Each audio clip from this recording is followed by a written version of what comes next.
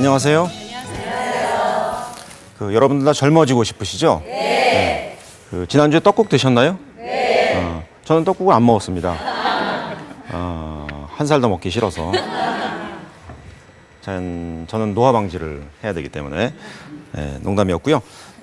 우리가 항노화의 역사는 사실은 인류 역사와도 같다고 할 수 있겠습니다. 노화를 막는다는 것이 인간의 욕망이잖아요. 그래서 옛날 고대에 잘 아시는 클레오파트라, 진시황들도 노화를 막기 위해서 무진장 애를 썼죠. 한번 슬라이드를 한번 보실까요? 우리 이제 진시황과 클레오파트라 슬라이드 한번 보여드리겠습니다. 클레오파트라는 당나귀 저주로 목욕을 했다고 그래요. 자기 피부 노화를 막고, 그리고 석류를 그렇게 즐겨 먹었다고 하죠. 석류에 있는 폴리페놀 성분이 보습 효과, 각질 제거 효과가 있거든요. 그리고 진시황은 부하 서불을 시켜서 동쪽에 가서 불로초를 구해오라고 하겠죠. 서불이 돌아오지 않았어요. 서불이 만약 불로초를 구했다 하더라도 돌아오지 않았겠죠.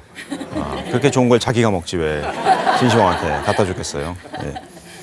저도 사실 클레오파트라가 양의 저주로 이제 목욕을 하고 피부를 닦는다는 것을 보고 대학생 때 잠깐 해본 적이 있습니다.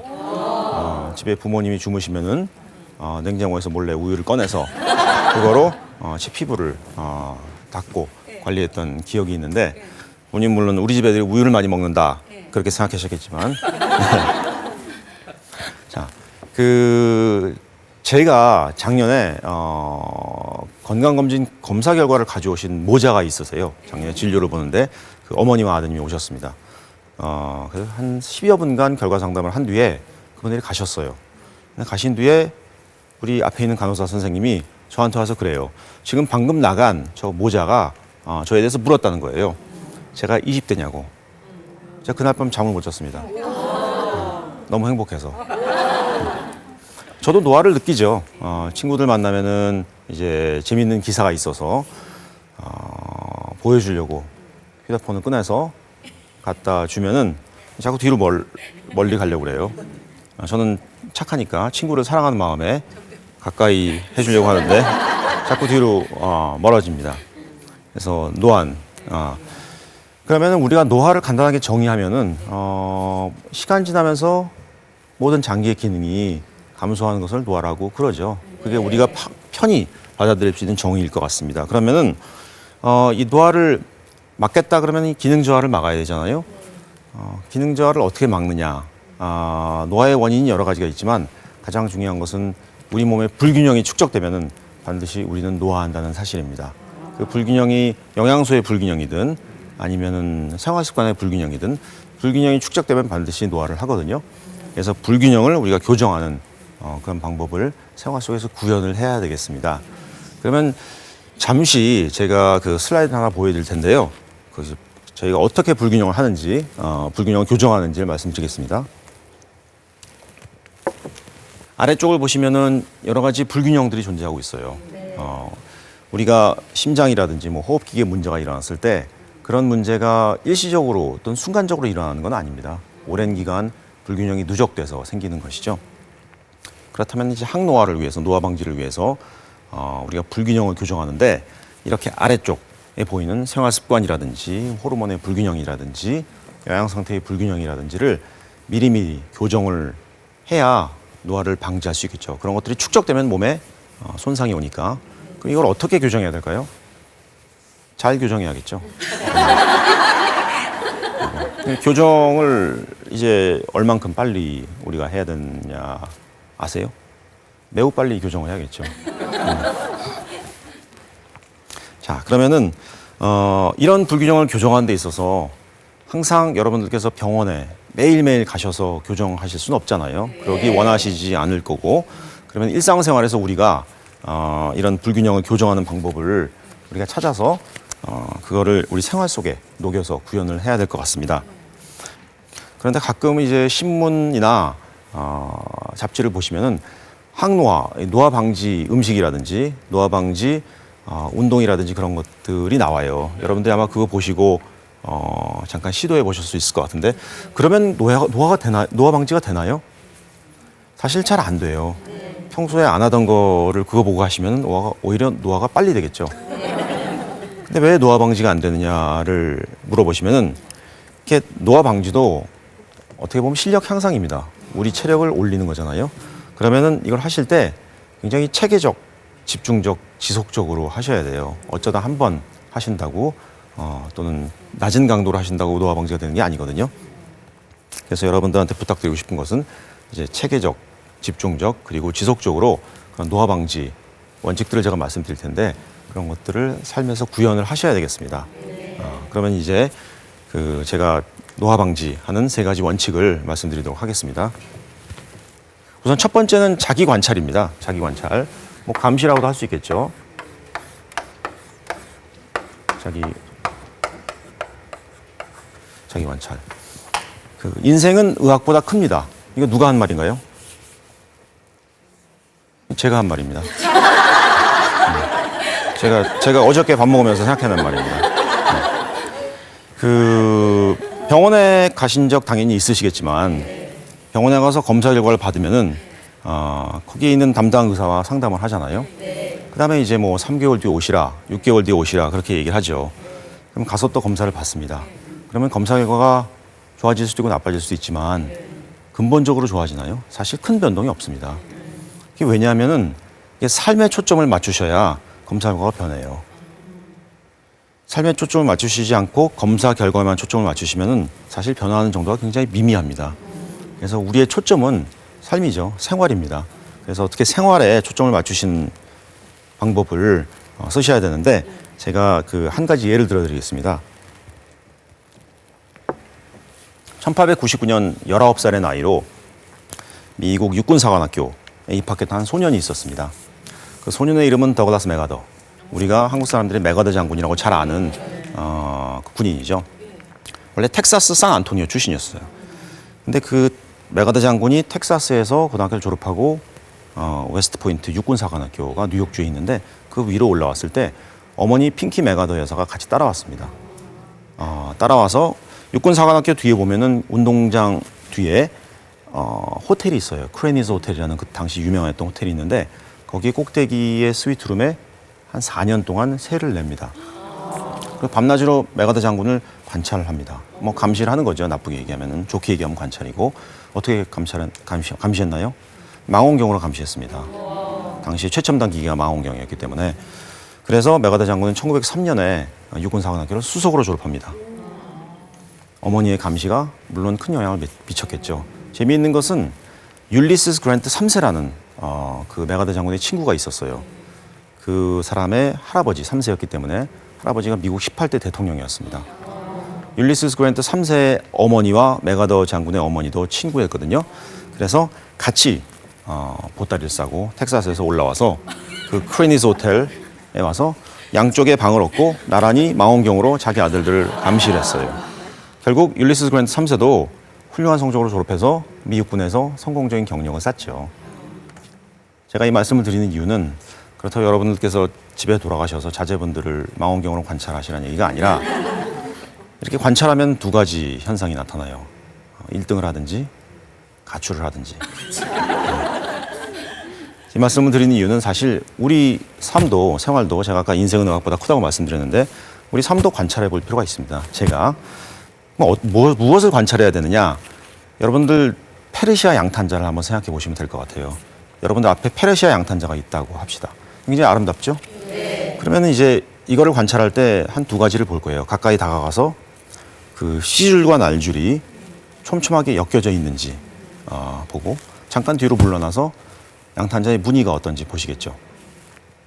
우리 삶을 관찰할 때, 생활을 관찰할 때 자세하게 봐야 될 거 2가지가 있어요. 우선 첫 번째는 규칙성, 그다음에 다양성입니다. 이것이 양탄자의 씨줄과 날줄이에요. 그럼 규칙성이란 어떤 것이냐? 우리가 음식을 규칙적으로 드시는지, 그 다음에 식사 시간을 규칙적으로 지키는지, 수면 시간, 운동은 규칙적으로 하는지 굉장히 중요합니다. 2번째는 다양성이죠. 씨줄과 날줄이니까 다양성은 무엇이냐면 음식을 다양하게 섭취하시는지, 운동도 한 가지 운동만 매번 하셔서는 체력이 잘 안 올라가요. 그렇기 때문에 다양한 운동을 하시는지, 또 노화가 정신적 노화만, 육체적 노화만 있는 것이 아니라 정신적 노화도 있잖아요. 열정을 상실하고, 그리고 유연한 사고를 못하는 게 정신적 노화이기 때문에 다양한 사람을 만나고 다양한 책을 읽으시는 게 당연히 노화 방지에 좋고 C줄과 R줄에 비유해서 말씀드렸지만 이것이 우리 몸의 균형을 찾는데 굉장히 중요하다고 하겠습니다. 그럼 이제 디자인을 봐야 되잖아요. 페르시아 양탄자가 여러분 앞에 있습니다. 그럼 디자인을 봐야 되는데 한 발짝 물러나서 디자인을 보실 때 제가 관찰할 수도 있고 또는 잘 아는 제 친구를 불러올 수도 있는데 제 친구가 여기서는 병원에 해당하겠죠. 자기가 관찰할 수도 있고 이상 증상을 한번 체크해 봐야 됩니다. 우리 몸에 나타나는 이상 증상을. 그러면 어떤 이상 증상이 있을까요? 슬라이드를 잠깐 보시겠습니다. 가장 중요하게 생각해야 하는 이상 증상은 두 가지가 있습니다. 우선 체중 변화, 그 다음에 아래쪽에 만성 피로. 우리가 체중하고 피로는 이것이 단기간에 느끼는 것인지 장기간에 느끼는 것인지를 불문하고 체중 변화가 있다 또는 피로감을 느낀다. 이것은 반드시 몸에 불균형이 있다는 말씀이에요. 그리고 그 외의 증상으로는 장증상, 설사, 변비, 가스 차거나 그리고 알지 못하는 피부 증상 또는 근육통, 관절통 이런 것들이 병원에 가서 검사하실 때 이상 결과로 나올 수도 있지만 대부분 병원에서 정상으로 나오는 경우가 많거든요. 그러면은 이것이 아직 질병으로 발달하지는 않았지만 불균형이 누적돼서 질병이 될 가능성이 있거든요. 우리 몸의 노화를 빨리 진행시킬 가능성이 있기 때문에 교정하실 필요가 있습니다. 어떻게 교정하시라고 말씀드렸죠? 잘 교정하라고 말씀드렸죠. 자, 그러면 한 가지 재미있는 질문을 드려보겠습니다. 여러분들 동안이 장수한다고 생각하세요? 동안이 장수한다고 생각하시는 분들 한번 손 한번 들어보시겠어요? 네, 별로 없으시네. 재미있는 연구 결과 2001년에 있었습니다.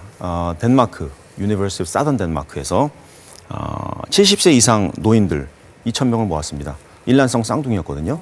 그래서 일란성 쌍둥이의 사진을 각각 찍었습니다. 그리고 제3자의 평가자한테 보냈어요. 평가자 3명한테.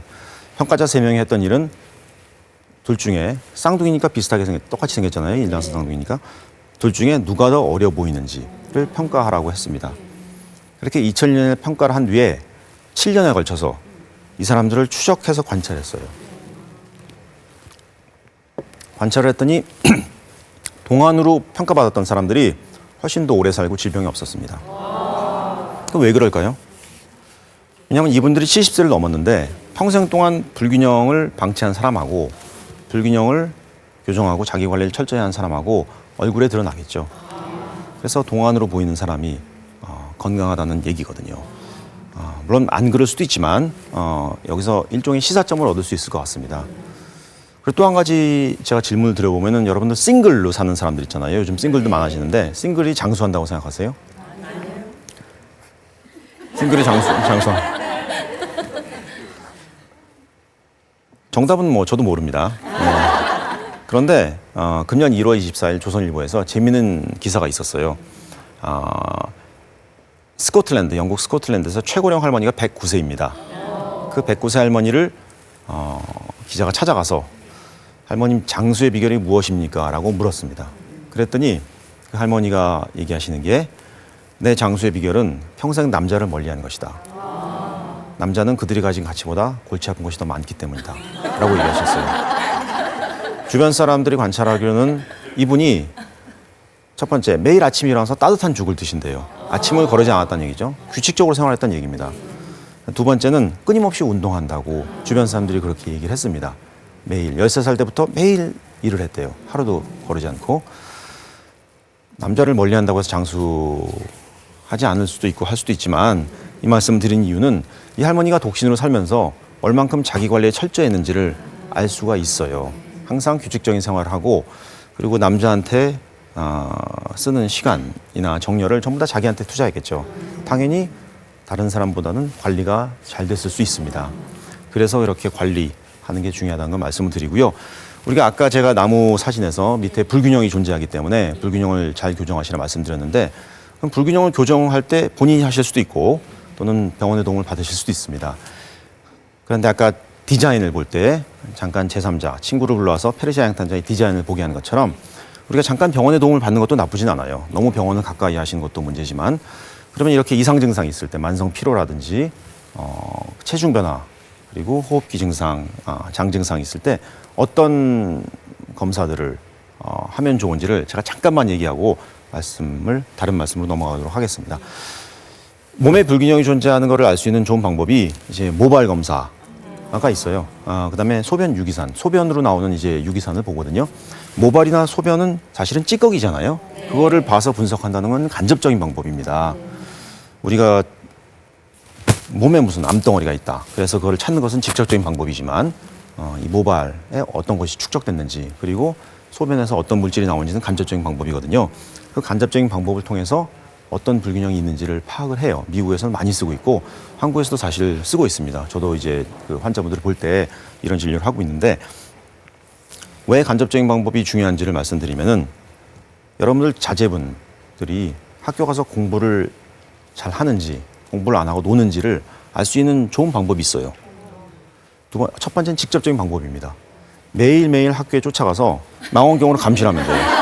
그 직접적인 방법이죠.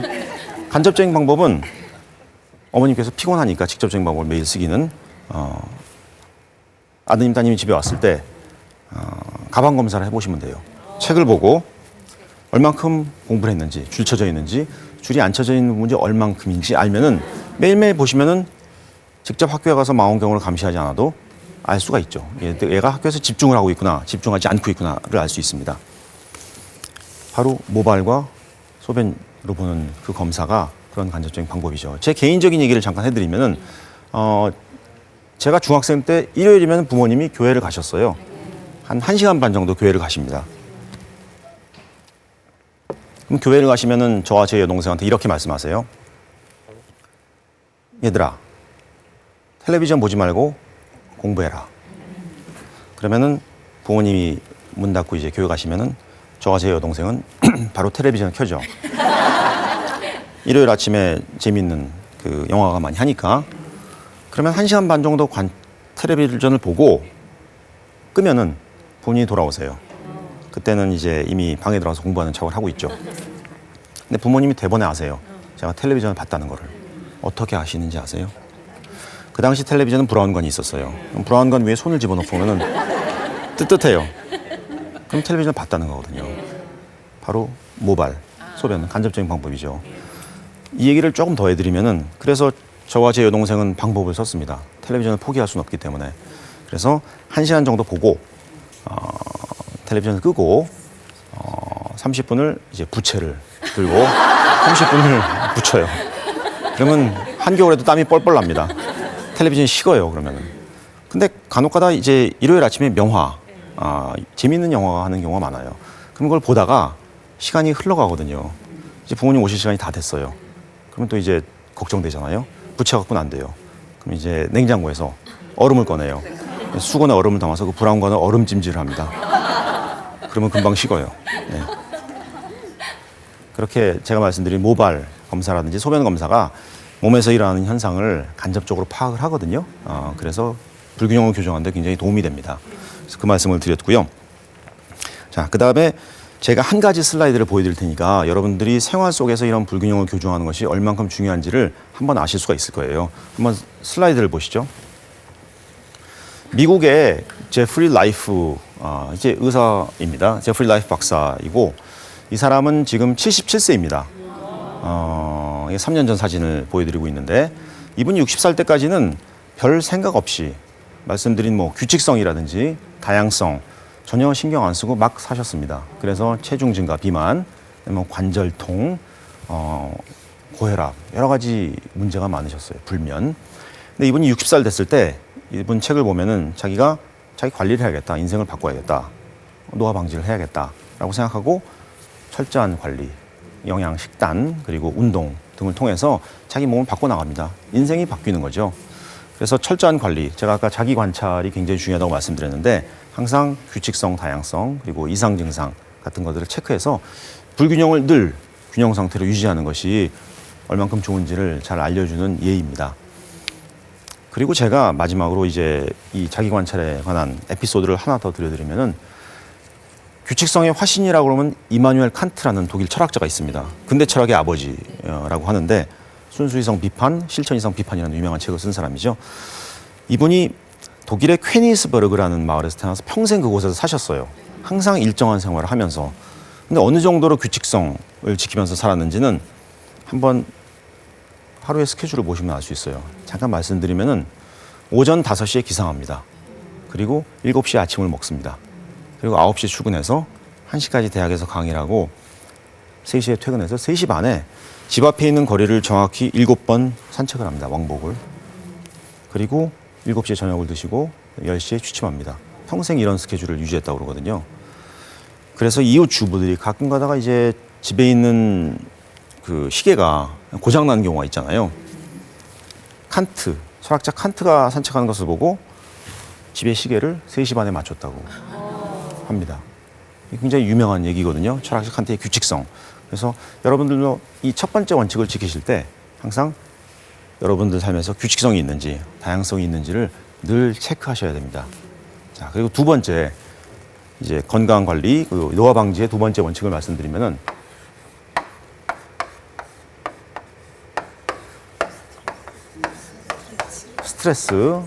스트레스와 목적 의식입니다.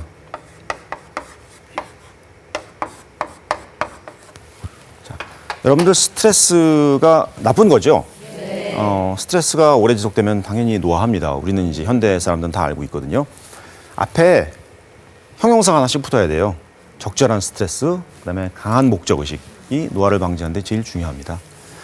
그러면 스트레스가 왜 사람들이 스트레스가 노화의 원인이라고 하는지를 잠깐 말씀드리면은 그 1936년에 캐나다 몬트리올 대학교에 내분비 학자가 있었어요. 한스 셀리에 박사라는. 이 셀리에 박사는 스트레스의 아버지라고 불립니다. 스트레스를 최초로 발견하고 의학적인 영향을 발견하고 이름을 붙인 사람이거든요. 근데 1936년에 이분이 스트레스라는 이름을 붙이고 사실은 헝가리 분이라서 오스트리아 헝가리 분이라서 영어를 잘 못했어요. 그래서 우리가 생각하는 자극에 스트레스라는 이름이 아니라 원래는 스트레인이라는 다른 이름을 붙이려고 했는데 이분이 큰 다음에 캐나다에 와서 영어를 잘 못했기 때문에 스트레스라는 그런 단어를 붙였습니다. 근데 스트레스라는 이름을 붙였지만 정확히 우리 몸에 어떤 영향을 미치는지는 모르고 있었어요. 그래서 이분이 계속 실험을 하다가 1946년에 스트레스의 영향, 인체에 미치는 영향을 발견하게 됩니다. 1946년에 쥐를 가지고 이분이 실험을 하는데 내분비 학자였기 때문에 쥐에다 호르몬을 계속 집어넣거든요. 서로 다른 호르몬을. 그러니까 쥐가 얼마나 스트레스 받았겠어요. 그래서 그 쥐가 말은 못하지만 여러 가지 다른 호르몬을 주입했는데 쥐에서 십이지장 궤양, 위궤양이 생기더라는 겁니다. 그 다음에 우리 스트레스를 이겨내는 호르몬이 부신에서 나오거든요. 콩팥 위에 있는 부신에서 나오는데 그 부신이 붓고 부신이 굉장히 과활성하니까 그래서 이것이 내가 집어넣는 호르몬 때문에 그런가라고 생각했는데 이분이 병원에 돌아와서 장기간 입원해 있는 병원 환자들을 보니까 사람들을 보니까 사람들도 똑같이 위궤양, 십이지장 궤양이 생기더라는 거예요. 장기 환자들도 굉장히 스트레스를 받았겠죠. 그래서 눈치를 챘습니다. 스트레스가 이런 문제들을 일으키는구나 라고 눈치를 채고 이것이 질병의 원인이 될 수 있다는 것을 최초로 이분이 밝혀내기 시작을 했죠. 그러면은 스트레스가 우리 몸에서 어떤 생리적 영향을 일으키는지를 한번 잠깐만 말씀드리면은 이제 무서운 일이 있다, 공포가 있다, 또는 시험이 다음 주다 이런 스트레스가 있을 때 우리 뇌가 먼저 지각을 하죠. 그러면 뇌가 관제탑이니까 뇌에서 신호를 냅니다. 우리 갑상선과 부신이 신진대사를 담당하거든요. 그럼 갑상선과 부신에 신호를 보내요. 이 갑상선과 부신을 자극하는 호르몬을 내라 신호를 보냅니다. 그러면은 신진대사가 활발해지고 혈당도 올라가고 피로도 이기고 면역력도 좋아지는 그런 작용을 합니다. 근데 이 스트레스가 단순히 단기간 오는 게 아니라 장기간 오는 경우에는 문제가 생기겠죠. 이제 만성 피로라든지 그런 여러 가지 문제를 일으킬 수 있습니다. 하지만 스트레스를 우리가 의학적으로 밝혀내기 전에 옛날 사람들은 알았어요. 스트레스의 영향을 사실은 알고 있었습니다. 1841년에 에드가 앨런 포라는 여러분들 그 미국 추리소설가 다 아시죠? 에드가 앨런 포가 1841년에 소용돌이 속으로의 추락이라는 단편소설을 발표했어요. 제가 어렸을 때 잠깐 그걸 읽었었는데 그 줄거리를 잠깐 말씀드리면은 주인공이 노르웨이로 등산을 갑니다. 등산을 가서 노르웨이 등산하다가 노인을 만나요. 그 노인을 만나서 얘기를 하는데 노인이 자기는 노인이 아니라고 그래요. 그러니까 이상하잖아요. 왜 노인인데 노인이 아니라고 그럴까? 그래서 얘기를 들어보니까 몇 년 전에 이분이 고기잡이의 배를 타고 배에 나갔다가 폭풍우를 만나고 그리고 바다에서 소용돌이를 만납니다. 소용돌이를 만나면은 이것이 모든 물체가 바닷속으로 들어가잖아요. 근데 자기가 탄 배도 이 소용돌이에 걸렸어요. 그래서 빨려 들어갈 그런 운명에 처했습니다. 근데 관찰하기로는 큰 물체가 더 빨리 빨려 들어간다는 것을 눈치챘어요, 이분이. 그래서 자기는 술통을 안고 바다에 뛰어듭니다. 그래서 같이 소용돌이를 돌다가 큰 배는 먼저 빨려 들어가고 이 술통을 쥐었던 이 사람은 거의 빨려 들어가기 직전에 소용돌이가 멈춰요. 그래서 구사일생으로 목숨을 건집니다. 그래서 다음날 선원들에서 구조되는데 구조된 다음에 거울을 보니까 머리가 백발로 됐어요. 하루아침에. 그리고 하루아침에 얼굴이 노인의 얼굴이 되었습니다. 여러분들 문학에서 가장 중요한 문학의 특징이 개연성이거든요. 개연성이라는 것은 현실 세계에서 있을 법한 일을 쓰는 거잖아요. 당시 사람들이 스트레스라는 이름은 없었어요. 몸에 미치는 정확한 영향도 몰랐고 하지만 어떤 일이 벌어지는지는 경험적으로 다 알고 있었던 거예요. 저도 스트레스를 많이 받았던 적이 있습니다. 백발이 되진 않았지만 저는 미국에서 한 3년간 법학을 공부한 적이 있어요. 그런데 이제 법과대학원을 다니면은 첫 학년이 굉장히 스트레스예요. 소크라테스 방식이라고 해가지고 교수가 학생과 1대1로 대화를 하거든요. 50명, 100명이 있어도 교실에서 좌석표를 가지고 있어서 이렇게 지목을 합니다. 그래서 10분, 20분간 교수와 대화를 하게 되고 다른 학생들은 전부 다 지켜보고요. 모른다고 넘어가는 법이 없어요. 그래서 숙제를 안 해왔다고 넘어가는 법이 없습니다.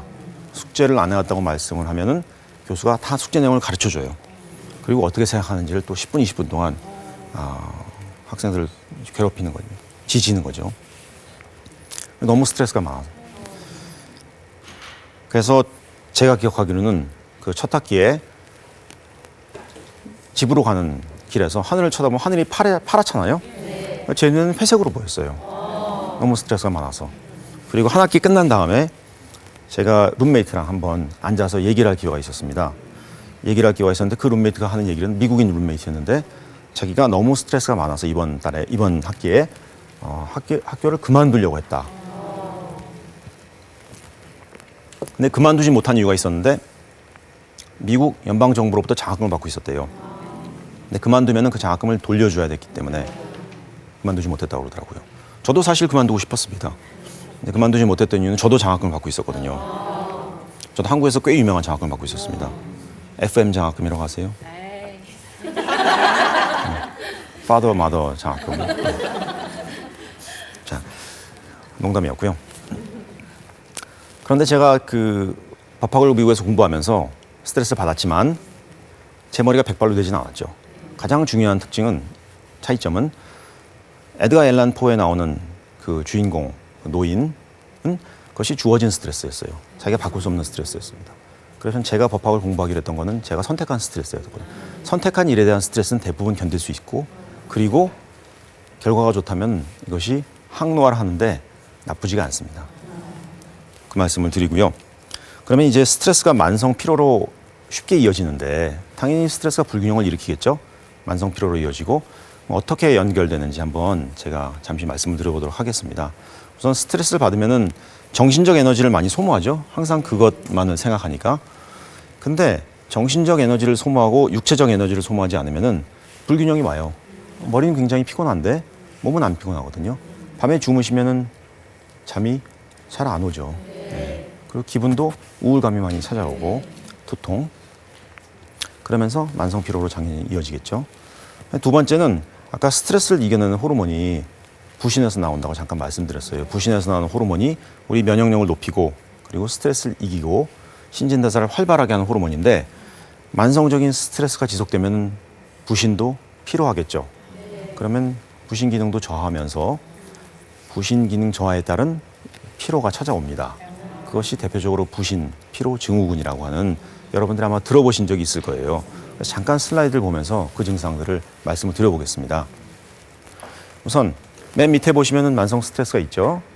만성 스트레스가 만성 피로로 이어지는데 그 외에도 자율신경 기능자에 소화불량 같은 것도 굉장히 많이 생겨요. 또 면역력도 저하돼서 온갖 병, 관절통, 그리고 알레르기, 감기 잘 걸리겠죠. 그리고 당연히 스트레스 대응력이 저하되니까 늘 아침에 충분히 주무시고 일어난 뒤에도 피곤한 증상이 있습니다. 이것이 아마 여러분들이 쉽게 느끼는 증상일 거예요. 그다음에 세 번째로는 우리 몸의 세포에는 미토콘드리아라는 기관이 있어요. 이것이 우리가 음식을 먹으면 당으로 바뀌고 당이 세포 내 미토콘드리아를 통과하면서 ATP라는 에너지를 내거든요. 그래서 우리가 활력을 얻게 되는데 스트레스 많은 분들은 되게 규칙성, 다양성 없이 사시죠. 자기 관리 잘 안 하시고 활동 저하가 찾아오고 그리고 당연히 비만, 에너지 레벨 떨어지고 제대로 드신 거를 못 태우기 때문에 에너지 저하 그리고 비만 같은 건 쉽게 찾아옵니다.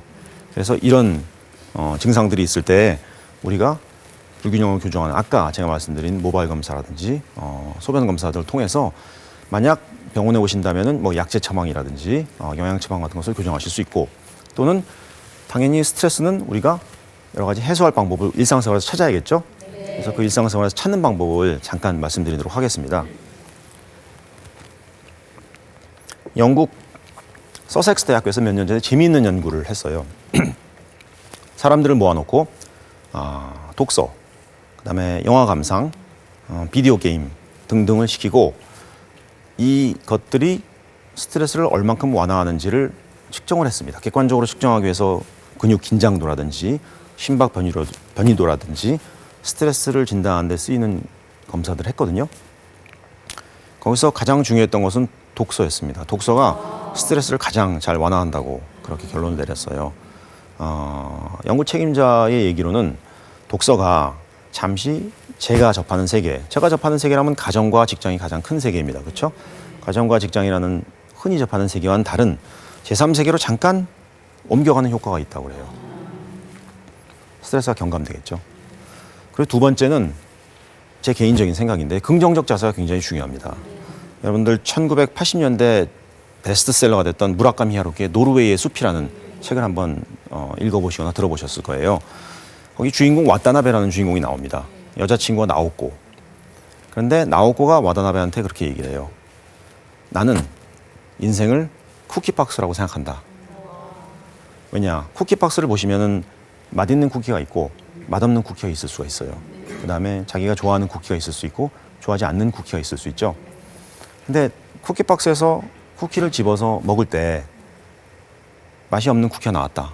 좋아하지 않는 쿠키가 나왔다. 그럴 때 점점 그런 쿠키가 나올 때마다 자기는 행복해진다는 거예요. 왜냐? 그 다음 쿠키는 맛있고 내가 좋아하는 쿠키가 나올 가능성이 크기 때문에. 그래서 긍정적 자세가 굉장히 중요합니다.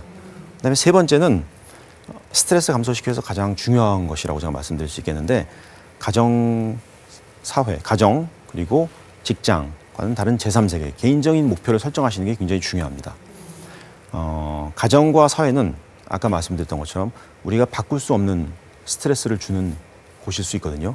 물론 가정이 너무 좋다, 직장이 너무 좋다 하시는 분도 있겠지만 제3의 세계를 만드셔서 여러분들이 개인적인 프로젝트, 개인적인 목표를 설정하시면은 거기다가 시간과 정열을 투자하면서 스트레스를 감소시킬 수가 있어요. 물론 그 제3의 프로젝트가 가정과 직장하고 연결되면 좋겠지만 이런 말씀을 예전에 한번 드렸더니 제 친구 와이프 얘기 하지도 말아라 뭐 이렇게 나오는 친구들도 있더라고요. 또는 직장 얘기 하지도 말아라 이렇게 나오는 친구들도 있는데 어쨌건 그것이 제3의 세계로 연결을 시켜준다면은 개인적인 목표 설정이 굉장히 스트레스에 중요하다고 말씀드릴 수 있겠습니다. 그리고 개인적인 목표라면은 상당한 목적 의식을 가질 수가 있겠죠. 제가 아까 적절한 스트레스뿐만 아니라 강한 목적 의식이 중요하다고 말씀드렸는데 목적 의식이 우리를 젊게 하나요? 안 그렇다고 생각하세요? 1973년에 미국 하버드 심리학과에 알란 란거라는 여자 교수님이 부임을 했습니다. 지금도 재직하고 있거든요. 근데 그분이 1973년에 굉장히 심리학에서 유명한 연구를 진행했어요. 70세 이상 노인들을 모읍니다. 그리고 두 그룹으로 나눕니다. 그리고 이분들한테 첫 번째 그룹에는 지금이 1973년이지만 1953년으로 생각해라. 그래서 20년 전으로 돌아가서 20년 전과 똑같이 생활하라 라고 얘기를 하고, 두 번째 그룹에는 똑같다. 현재 1973년이니까 늘 하시던 대로 하라. 이렇게 말씀을 드렸어요. 그래서 이분들을 외딴 별장에 모으고 일주일 동안 같이 생활하게 했습니다. 그랬더니 첫 번째 그룹은 1953년, 20년 전이니까 1953년에 영화를 보고 1953년에 야구 경기를 보고 자기네들끼리 대화할 때도 항상 현재 시제만 써서 얘기하도록 했어요. 1953년의 일을 과거 동사를 쓰는 게 아니라 현재 동사를 써서 얘기하도록 했거든요. 두 번째 그룹은 그냥 평상시대로 살았죠. 그래서 일주일 관찰하고 나니까 놀라운 결과가 나왔습니다. 첫 번째 그룹, 그러니까 1953년이라고 생각하고 살았던 분들은 일주일 지난 뒤에 지팡이를 짚고 온 분들도 있었는데 지팡이를 다 버리고 걸어갈 수 있게 됐어요. 청력도 좋아지고 기억력도 좋아졌습니다. 두 번째 그룹은 전혀 차이가 없었어요. 나중에 끝난 다음에 인터뷰를 해보니까 첫 번째 그룹은 20년 젊어졌다고 들었잖아요. 자기가 살면서 그렇게 강한 목적의식을 가진 적이 없었다고 그렇게 얘기를 합니다. 여러분들, 목적의식이 사람을 젊게 만들거든요. 사회의 젊음도 사실은 마찬가지예요. 개인의 젊음뿐만 아니라 미국 사회가 우리 다른 나라 사회에 비해서 상당히 젊어요. 건전하고. 미국의 우주선 이름을 한번 들어보겠습니다. 챌린저호 아시죠? 도전이란 뜻이잖아요. 그다음에 보이저호, 여행이란 뜻이고, 또 뭐가 있나요? 디스커버리 있죠. 그다음에 아틀란티스, 우리 잃어버린 대륙 아틀란티스. 그다음에 인데버호, 뭐 노력이란 뜻. 컬럼버스. 이 이름들을 보면은 굉장히 도전적이에요. 역동적이고, 이 미국인들의 미국인들의 사회 정신을 잘 나타내는 말이거든요. 미국 사회가 투명하죠. 건전하고 창의력이 있고, 러시아의 우주선 이름을 한번 들어보겠습니다. 러시아의 인공위성 이름 아신 게 아마 있을 거예요. 소유즈 위성. 소유즈가 단체라는 뜻이거든요. 그 다음에 스푸트니크 위성 들어보셨죠? 스푸트니크가 동반자라는 뜻입니다. 러시아 말로. 그리고 우주정거장 미르 아시죠? 미르가 두 가지 뜻이 있는데 하나는 세계라는 뜻이 있고 두 번째는 평화라는 뜻이 있습니다. 그래서 톨스토이의 유명한 소설 전쟁과 평화. 그때 그 평화라는 단어가 미르거든요. 근데 듣기에는 좋지만 어떤 강렬한 목적의식이나 도전의식은 그 이름에 나타나진 않죠. 러시아 사회는 훌륭한 나라지만 미국보다는 좀 덜 투명하고 미국보다는 부정부패가 조금 많다고 그렇게 얘기를 하죠. 사회 젊음도 마찬가지입니다. 일본과 우리를 비교 한번 해보면은 제가 1990년에 한번 일본을 갔어요. 그런데 일본 지하철을 타니까 지하철에서 사람들이 전부 다 책을 보더라고요. 근데 그때 1990년 제 기억으로는 우리나라 지하철을 타면은 셋 중에 하나였어요. 졸거나, 먼 산 쳐다보거나, 신문 보시거나. 저도 사실 졸았습니다, 당시. 왼쪽에 계신 분, 오른쪽 계신 분이 졸기 때문에 저도 이렇게 졸다가 침 닦고 이제 그런 적이 있었는데, 요즘 지하철은 일본에서 요즘도 책을 봐요. 근데 요즘은 한국에서는 다 스마트폰을 보죠. 여러분들 책을 본다는 것 자체가 굉장한 목적의식이 있다는 거예요. 목적의식이 없으면 절대 책을 볼 수가 없습니다. 그래서 그런 강렬한 목적의식이 젊게 한다는 것, 그것을 알아두셨으면 합니다. 그러면 이제 어느 정도의 열정을 가져야 되느냐. 우리가 아까 제가 강한 목적의식을 가지시라고 말씀드렸는데 강하지 않으면 소용없겠죠. 약한 목적의식은 소용없잖아요. 근데 목적의식을 강하게 가진다는 것 자체는 많이 포기한다는 뜻이에요. 그 사람이 얼만큼 강한 목적의식을 가졌나는 그 사람이 얼만큼 그것을 위해서 다른 것을 포기했느냐를 보시면 알 수 있어요. 그래서 여러분들께 한번 정말 강한 목적의식을 가졌던 사람을 하나 소개를 시켜드리겠습니다. 슬라이드를 잠깐 보시죠.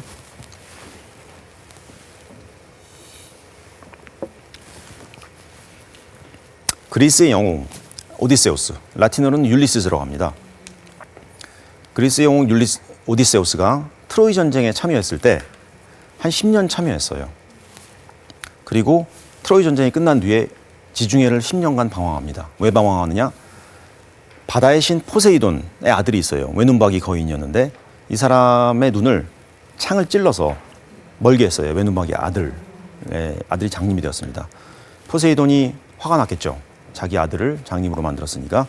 그래서 지중해에 폭풍우를 일으켜서 오디세우스가 제대로 본국으로 돌아가지 못하게 합니다. 그래서 10년간 방황하다가 마녀 키르케, 오디세우스를 사랑했던 마녀 키르케한테 잡혀요, 포로로. 그래서 1년간 잡힌 다음에 간신히 탈출합니다. 그래서 읽어보시면은 내가 마녀 키르케로부터 탈출해. 선택의 두 가지가 있었어요. 본국인 이타카 섬, 동쪽에 있거든요. 거기로 돌아가느냐, 아니면 탐험을 위해서 서쪽인 대서양으로 가느냐. 두 가지 선택이 있었을 때 이 오디세우스는 이렇게 얘기합니다. 내 아들의 사랑스러움도, 내 아내 페넬로페에 진 사랑의 빛도, 그리고 늙어가는 아버지에 대한 공경심도, 이 세 분이 전부 다 이타카에서 오디세우스를 간절히 기다리고 있었거든요. 20년 동안. 그런데도 세상을 알고 인간의 모든 선과 악을 경험하고자 하는 내 가슴속에 불타는 열망을 잠재울 수는 없었다. 그리고 대서양으로 가죠. 그래서 얼만큼 포기하느냐가 중요합니다. 여러분들 목적의식을 세울 때 그것이 단순히 공부일 수도 있고, 또는 뭐 사업일 수도 있고, 또는 뭐 악기를 공부하는 그런 것일 수도 있겠지만, 약한 목적의식을 가지고 하면 취미생활밖에 안 됩니다. 노화 방지가 별로 안 돼요. 강한 목적의식을 가지셔야 한다는 것을 제가 강조해서 말씀드리고 싶습니다. 그리고 세 번째 원칙은 이제 환경 조절입니다.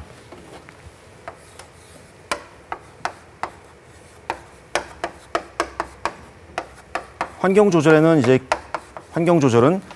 자연 환경이 있고 사회 환경이 있겠죠. 우리 생활 환경이 있을 수 있겠습니다.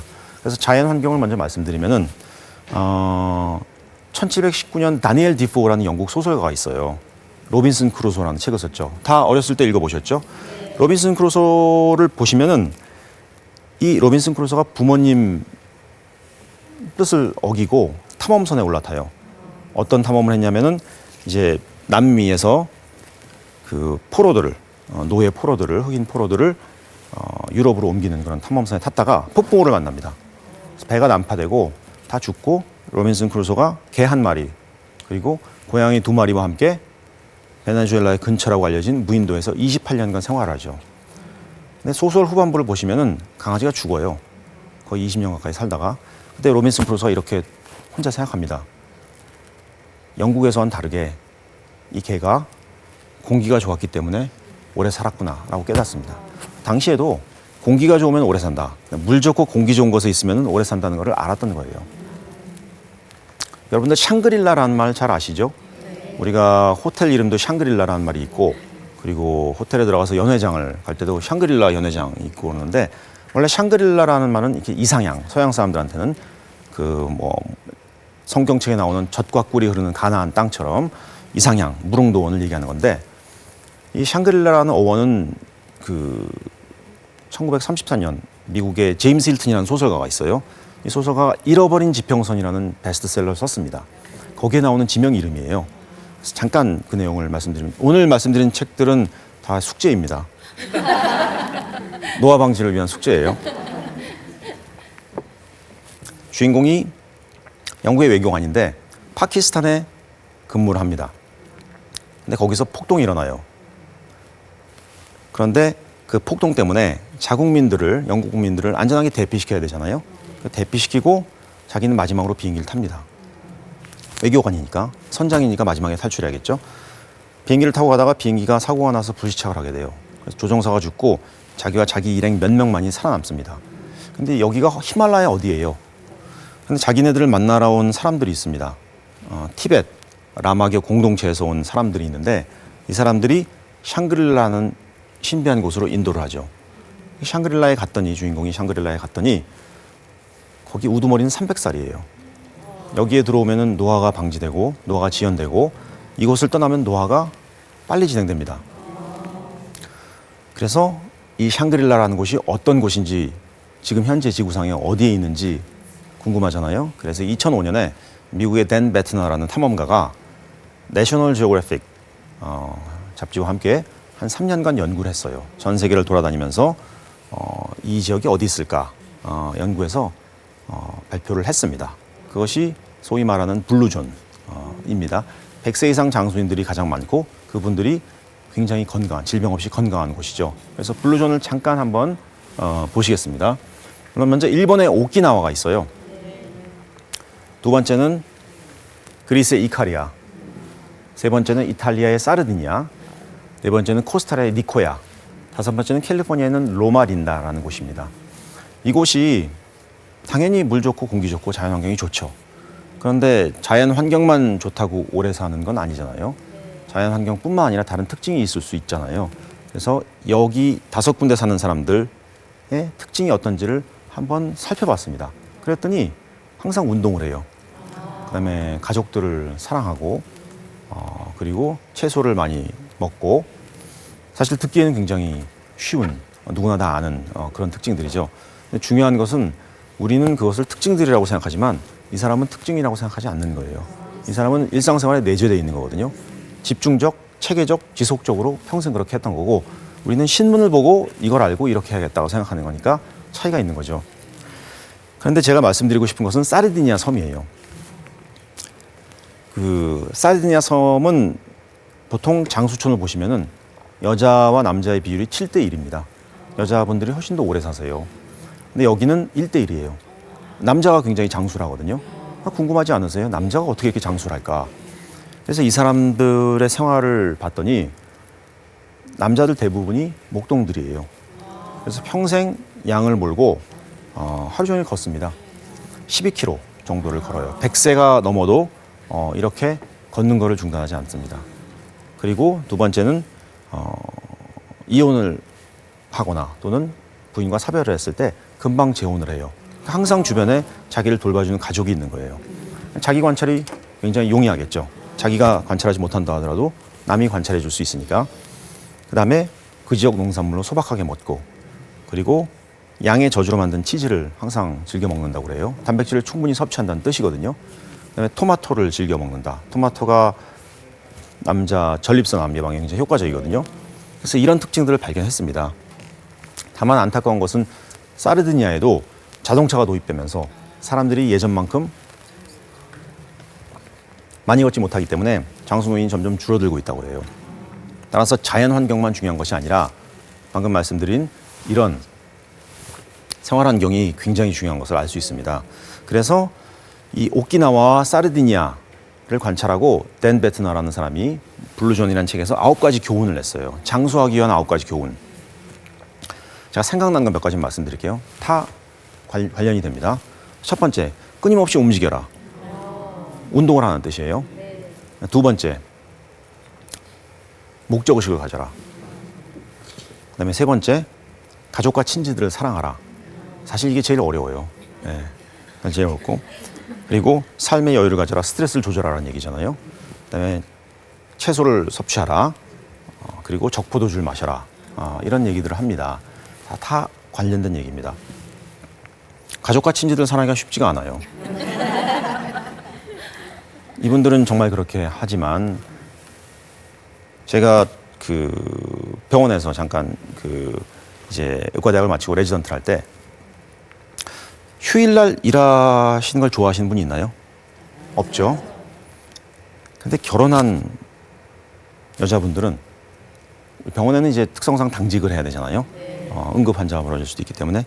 근데 이제 같이 일하다 보면 이제 같이 일하는 사람이 남자일 수도 있고 여자일 수도 있는데, 여자 이제 레지던트랑 같이 일할 때 명절이 아주 인기예요. 명절에 근무하는 게. 명절에 근무하면 이제 시댁에 안 가도 되니까.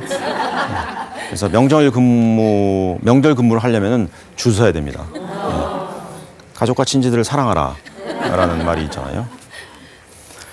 자, 그러면은 제가 방금 말씀드린 이런 생활 속의 교훈들, 9가지 교훈들을 여러분들이 적용하시되, 도시는 다 농촌들이잖아요. 도시는 사실은 조금 더 신경 쓰셔야 돼요. 왜냐? 우리 도시는 환경 독소가 많거든요.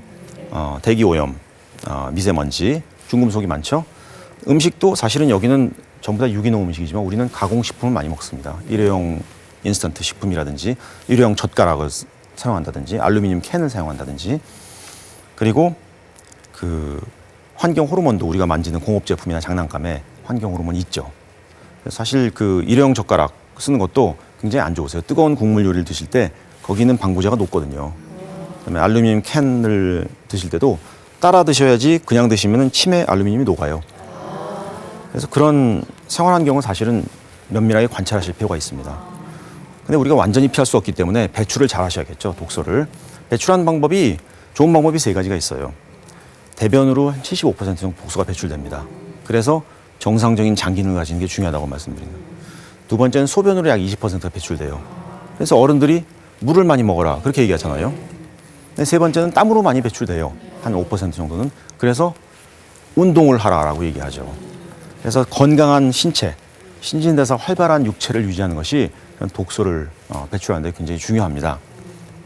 자, 그러면 이제 아까 사르디니아 섬을 얘기할 때 여러분들이 아마 딱 그 눈치채신 게 있을 거예요. 이 사람들이 끊임없이 움직이고 운동하고 그다음에 단백질과 채소를 골고루 섭취한다는 거를 아마 귀담아서 들으셨을 텐데, 그럼 어떤 음식을 섭취하는 게 좋은지를 잠깐 소개해 드릴게요. 그래서 잠깐 슬라이드를 보시겠습니다.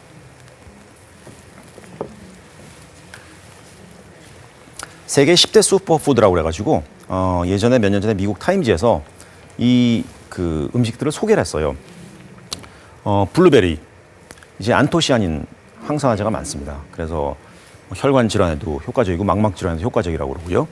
녹차, 녹차에 있는 카테킨 성분이 살균 작용을 해요. 마늘에 있는 또 알린 성분이 있는데 이게 항산화 역할을 하고, 연어, 불포화 지방산 오메가3가 많거든요. 심혈관 질환 예방에 도움이 되고, 브로콜리에 있는 비타민 C는 레몬의 2배입니다. 그리고 견과류, 이 셀레니움이라는 게 많아서 이것도 암 예방하고 항산화 효과가 있고, 적포도주, 포도주 반잔씩 드시는 게 좋다고 그러잖아요. 그래서 이제 프랑스 쪽은 포도주를 늘 곁들이기 때문에 심장 질환이 다른 곳보다 적다고 그렇게 얘기합니다. 시금치, 엽산 철분 많죠? 토마토도 전립선 예방에 굉장히 효과적이라고 합니다. 귀리, 미네랄 굉장히 풍부합니다. 그래서 이런 음식들을 매일매일 드시는 것도 좋겠지만 골고루 돌아가면서 식단에 섭취할 수 있도록 식단에 포함시키는 것이 중요하다고 하겠습니다. 그리고 이제 운동. 여러분들 이제 운동을 하는데 저는 참 이거를 중요하게 생각을 해요. 제가 체육관, 헬스클럽에 가서 보는 분들 있잖아요. 1년 전에 본 분이나 지금 본 분이나 체중이 똑같아요. 매일 운동하시는데 방법이 잘못됐기 때문입니다. 운동에는 크게 두 가지 운동, 유산소 운동, 근력 운동이 있잖아요. 근데 유산소 운동을 하실 때 여러분들 천천히 달리는 경우가 많아요. 텔레비나 그 신문에는 일주일에 3번 30분 이상 운동하라고 되어 있는데 사실 그렇게 운동하시면 절대 체력 향상이 안 됩니다. 여러분들 자제분들한테 공부할 때 얘들아 너 영어 일주일에 3번 하루에 30분씩 공부해라 그렇게 얘기 안 하잖아요. 매일매일 공부해라, 집중적으로 공부해라 그렇게 얘기하잖아요. 인체도 똑같습니다. 그래서 운동은 사실 매일 하는 게 원칙입니다. 그리고 일주일에 3번은 월요일, 목요일, 일요일이잖아요. 근데 운동을 하시는 분은 알아요. 월요일 운동하고 화요일, 수요일을 쉬면은 목요일 날 운동하기 싫어져요. 관성의 법칙이라는 게 있거든요. 매일매일 운동하면 그 다음날 딱 됐을 때 그 시간이 되면 운동하고 싶어집니다. 그래서 사실은 매일 하는 게 원칙이에요. 그리고 30분 이상, 30분 가지고는 그냥 몸 푸는 정도, 워밍업입니다. 운동은 지칠 때까지 하는 것이 원칙입니다. 지칠 때까지 하셔야지 그 지치는 시간이 점점 늘어나요. 체력 향상이 되거든요. 그래서 특별한 중요한 질병이 없으시거나 또는 관절이 너무 아픈 분을 제외하고는 사실은 지칠 때까지 하는 것이 원칙입니다. 그리고 러닝머신에서 뛰는 분들을 제가 보면은 굉장히 천천히 뛰어요. 근데 달리기를 천천히 하면은 살이 안 빠져요. 달리기를 속도를 빠르게 해야 됩니다. 그래서 천천히 하면은 지방이 많이 타거든요. 지방이 타는 비율이 높아요. 그럼 빨리 뛰면은 지방보다는 탄수화물이 많이 탑니다. 그러면 빨리 뛰는 게 안 좋지 않느냐 이렇게 생각하실 수 있는데, 고강도로 빠른 속도로 뛰면은 운동이 끝난 다음에 추가 산소 소비량이 있어요. 운동이 끝난 다음에도 계속 에너지가 타는 거거든요. 그래서 운동이 끝난 다음까지 다 포함하면은 빠른 속도로 뛰실 때 지방이 타는 게 더 많습니다. 그래서 여러분들 만약에 헬스클럽에서 뛴다, 조깅을 하신다 그러면은 평소 하는 것보다는 좀 더 빠른 속도로 뛰셔야 돼요. 그다음에 이제 근력 운동이죠. 근력 운동도 원칙이 있어요. 제가 금년에 이제 체육관에서 보는 분들이랑 작년에 보는 분들이랑 근육량이 똑같아요. 제가 보기에는. 그럼 근력을 어떻게 키워야 되느냐, 근육을. 세 가지 원칙이 있어요. 첫 번째는 점진적 과부하의 원칙이라는 게 굉장히 유명한 원칙이 있습니다. 여러분들 무게를 드실 때 점점 무거운 무게로 드셔야 돼요. 그래야 근력도 늘고 근육량도 커지죠. 두 번째는 시각화의 원칙이에요. 의식화의 원칙. 운동을 하실 때 딴 생각을 하면 안 돼요. 운동을 하실 때 바로 운동을 시키고 있는 그 근육을 생각하셔야 됩니다. 그래서 예를 들어서 제가 복근 운동을 한다 그러면 윗몸이 이렇게 간다 그러면은 그 배를 생각하면서 배를 굉장히 사랑스럽게 생각하면서 운동을 하셔야 근력이 늘고 근육량이 커져요. 복근 운동을 하시는데 어제 먹었던 음식 또 친구랑 싸웠던 생각을 하시면은 복근이 안 늘어요. 이거는 운동선수는 다 알고 있는 명백하게 증명된 사실입니다. 시각화의 원칙이 굉장히 중요하거든요. 그 다음에 근력 소진의 원칙이라는 게 있어요. 우리가 무거운 근력 운동을 하실 때 10번 하고 집에 가시면 이게 안 늘어요. 이게 근력이 소진될 때까지 하셔야 돼요. 그래서 만약에 무거운 거를 10번 드시는 게 그 9번, 10번째가 정말 근력을 다 짜내는 그런 횟수여야 합니다. 그래야 그 다음번에 하실 때 더 많이 하실 수 있고 더 무거운 무게를 들고 근육량이 늘거든요. 그래서 그 두 가지 원칙, 유산소 운동에서의 원칙과 그다음에 근력 운동에서의 원칙을 좀 지켜주셨으면 해요. 그다음에 제가 한번 중요한 근육을 한번 보여드릴게요. 사실 노화 방지를 위해서 가장 중요한 근육은 이 배꼽 위 근육은 별로 안 중요합니다. 이 복근부터 그 아래가 우리 노화를 방지하거든요. 그래서 가장 중요한 게 이제 복근이겠죠. 세 근육을 말씀드리면 복근, 그다음에 엉덩이 근육, 둔근, 그다음에 대퇴사두근이라고 얘기하는 그 허벅지 근육. 이 세 가지 근육이 제일 중요합니다. 그래서 복근을 강화하기 위해서는 당연히 윗몸이 일으키나 또 플랭크라는 운동이 있어요. 아마 아실 거예요. 누워서 이게 고정해서 엎드려 뻗쳐 자세에서 고정해서 30초 1분 버티는 것. 그다음에 텔레비전 보시면 국가대표 선수들이 많이 하는 거 있잖아요. 이 스쿼트라는 거. 쪼그려 앉았다 일어나기를 하는데 이것이 굉장히 중요한 심폐 운동이기도 하고 두 번째는 굉장히 중요한 근력 운동입니다. 하체를 굉장히 튼튼하게 만들거든요. 스쿼트는 자세가 굉장히 중요해요. 그래서 한번 자세를 제가 잠깐만 알려드리도록 할까요? 우리 윤인구 아나운서님께서 한번 오셔서 네. 아마 몸도 좋으시고 그래서 아마 아실 거예요. 그래서 다리를 어깨 넓이로 좀 벌리셔야 됩니다. 발은 11자로 하시고 그 다음에 저기 보이는 대로 잠깐 앉으시는데 엉덩이를 최대한 뒤로 빼셔야 돼요. 예. 그래서 더 빼셔야 돼요. 허리를 더 빼셔서 이 허벅지가 일직선으로 하고 무릎은 구두보다 앞에 나오면 안 돼요. 앞을 보시고 이렇게 앞은 이렇게 하시면 돼요. 일어나셨다가 앉았다가 다시 한번 해보세요. 일어나셨다가 앉았다. 그래서 제일 중요한 건 뭐냐면은 지금 쪼그렸다가 일어났다가 잠깐 쉬었다가 앉았잖아요. 그렇게 하시면 안 돼요. 왜냐면은 앉아보세요. 네. 여기서 쉬셔야 돼요. 그리고 근육의 긴장도가 지금 유지되고 있거든요. 일어났다가 다시 바로 내려가셔야 돼요. 이렇게 하는 게 더 힘들어요. 그리고 근육량이 늘어납니다. 네, 일어나세요. 일어나세요. 네, 그렇게 하셔야 됩니다. 네. 이렇게 하면은 이게 보통 한 20회, 30회. 그냥 땀도 납니다. 땀도 나고 심폐 기능이 굉장히 좋고. 네. 그래서 운동선수들이 항상 이걸 하는 이유가 이게 기본이 되기 때문에 그래요. 네. 그래서 여러분들께서 이런 운동을 하실 때 항상 포인트를 생각하시면 좋을 것 같아요. 네. 자, 그래서 제가 세 가지 노화 방지를 위한 세 가지 원칙을 말씀드렸고 아까 서두에 말씀드렸던 것처럼 단순히 한 주 또는 한 달만 하시는 것이 아니라 체계적, 그다음에 집중적, 그다음에 지속적이라는 대원칙을 깔고 이거를 하셔야 됩니다. 그래서 오늘 강의는 여기서 마치도록 하겠습니다. 네. 경청해 주셔서 감사합니다. 감사합니다. 잘 들었습니다. 그러니까 노화를 막는 거는 나의 관심과 또 나에 대한 사랑이 네. 중요하다는 것 같아요. 아주 체계적으로 네. 말씀을 해주셨는데 끝으로 좀 여쭙고 싶은 네. 거는요. 오늘 수면 부분이 조금 빠진 것 네. 같아서 네. 연세 드실수록 잠을 깊이 못 주무신다 네. 이런 거 맞나요? 맞습니다. 왜냐하면은 네. 우리 뇌에 각성을 억제하는 신경세포가 있어요. 네. 그래서 우리가 각성되지 않고 수면으로 빠지거든요. 네. 근데 나이가 드시면은 그 각성세포의 수가 줄어듭니다. 그러니까 쉽게 깨게 되죠. 깊은 잠에 못 들고. 어떻게 하면 좋을까요? 어르신들께서는. 어르신들께서 하실 수 있는 방법은 일단 마그네슘이 사람을 좀 안정되게 하거든요. 예. 마그네슘 제제를 드신다든지 바나나에 많아요. 바나나. 그리고 녹차에 있는 태아닌 성분이 사람을 좀 불면증을 좀 완화하는데 효과적입니다. 아, 그래서 그렇군요. 그런 것들을 좀 섭취하시면 좋을 것 같고요. 예. 국화차 같은 것도 도움이 된다고 합니다. 예, 예. 오늘 아주 알기 쉽게 아주 갖가지 사례를 다양하게 들어가면서 재미있게 얘기해 주셨습니다. 여러분 박수로 다시 한번 감사 인사 전해 주시기 강의 잘 바랍니다. 들었습니다. 가정의학과 전문의 김종석 교수님이었습니다.